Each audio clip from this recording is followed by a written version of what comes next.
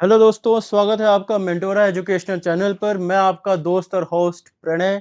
आज हम सॉल्व करने वाले हैं जेईई एडवांस 2024 का एक अगला सवाल, जो कि है मल्टीपल करेक्ट सवाल, जो कि है आपका एटॉमिक स्ट्रक्चर के टॉपिक से। चलिए शुरू करते हैं।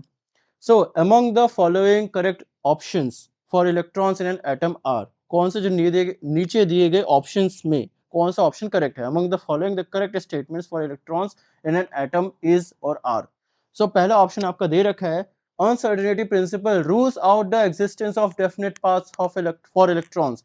अनसर्टेनिटी जो प्रिंसिपल है, जो हाइजेनबर्ग का जो अनसर्टेनिटी प्रिंसिपल दिया था हाइजेनबर्ग ने, वो जो है रूल्स आउट कर देता है किस चीज की पॉसिबिलिटी को, किस चीज के एग्जिस्टेंस को, इस चीज के एग्जिस्टेंस की कि किसी भी इलेक्ट्रॉन की डेफिनेट पाथ हो सकती है, किसी भी इलेक्ट्रॉन की आपकी डेफिनेट पाथ नहीं हो सकती है। ये इस वो अनसर्टेनिटी प्रिंसिपल में हाइजेनबर्ग ने एक इक्वेशन देके आपको बता दिया था कि delta x multiply by delta P is greater than H upon 4 pi.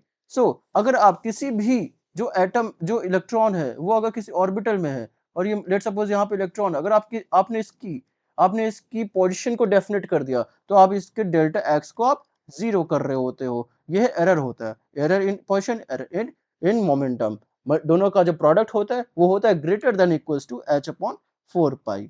वो होता है greater than H equal to H upon 4 pi. अगर आप किसी भी इलेक्ट्रॉन की पोजीशन को आप डेफिनेट कर देते हो, और आप पोजीशन को डेफिनेट कर देते हो, तो आप डेल्टा एक्स को जीरो कर रहे हो, और अगर आप डेल्टा एक्स को जीरो कर रहे हो, दैट मीन्स आप डेल्टा पी को इनफाइनाइट कर रहे हो। That is not possible. So अगर मोमेंटम इनफाइनाइट नहीं हो सकती किसी भी इलेक्ट्रॉन की, तो हम किसी भी इलेक्ट्रॉन की हम परफेक्ट पोजीशन नहीं बता सकते। That's why uncertainty principle that is given by Heisenberg, उन्होंने रूल्स आउट कर दिया था इस चीज के एग्जिस्टेंस को कि हम किसी भी इलेक्ट्रॉन की डेफिनेट पाथ को हम बता सकते हैं। इसीलिए ऑप्शन नंबर ए सही है।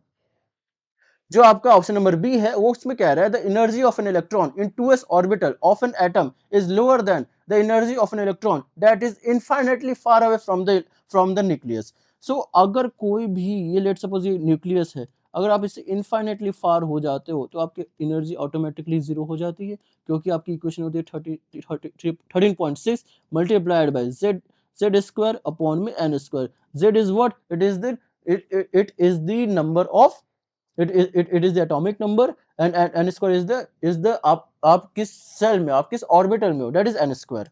सो अगर n इनफाइनाइट हो जाएगा, क्योंकि इनफाइनाइट डिस्टेंस पे, तो ये ऑटोमेटिकली जीरो हो जाएगा। लेकिन अगर आपका n 2 हो जाएगा, तो ये अपॉन में -13.6 multiply by Z square upon में 2 की square, that is something value बनेगी that is negative, and any value that is negative is less than zero. So इसीलिए बी ऑप्शन जो है वो भी आपका सही हो जाता है। क्यों? क्योंकि इनफाइनाइट पे है, वो जीरो होगा। ये 2s पे है, ये नेगेटिव में, ये नेगेटिव एनर्जी में है, इसलिए इसकी एनर्जी जो जीरो वाली एनर्जी है, जो जीरो पर है, जो इनफाइनाइट पे है, जिसकी एनर्जी जीरो है, उससे तो कम ही होगी। अब आते हैं अगले ऑप्शन पे।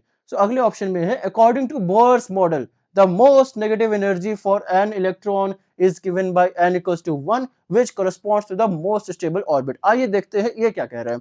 ये कह रहा है कि अगर न्यूक्लियस है और आपका n इक्वल्स टू 1 पे अगर आप हो, तो आपका जो एनर्जी का फॉर्मूला होता है, जो कि डिराइव होकर आता है, वो होता है 13.6 multiply by Z square upon में एन स्क्वायर होता है ये। और अगर आप n इक्वल्स टू 1 रख दोगे, सो ये द लीस्ट नेगेटिव वैल्यू होगी, क्योंकि इसके बाद जितने भी ऑर्बिटल्स आएंगे वो 2 होंगे, वो 3 होंगे, वो 4 होंगे, जो कि En की value in negative sense decrease कर रहे होंगे। सो सबसे ज्यादा जो नेगेटिव एनर्जी वैल्यू है वो किसी भी इलेक्ट्रॉन की, वो n इक्वल्स टू 1 पे ही होती है। तो ये ऑप्शन भी सही है। अब नेक्स्ट ऑप्शन क्या कह रहे हैं, according to Bohr's model the magnitude of velocity of electrons increases with the increase in the value of n। So क्या ये सही है? ये नहीं सही है। ये क्यों नहीं सही है?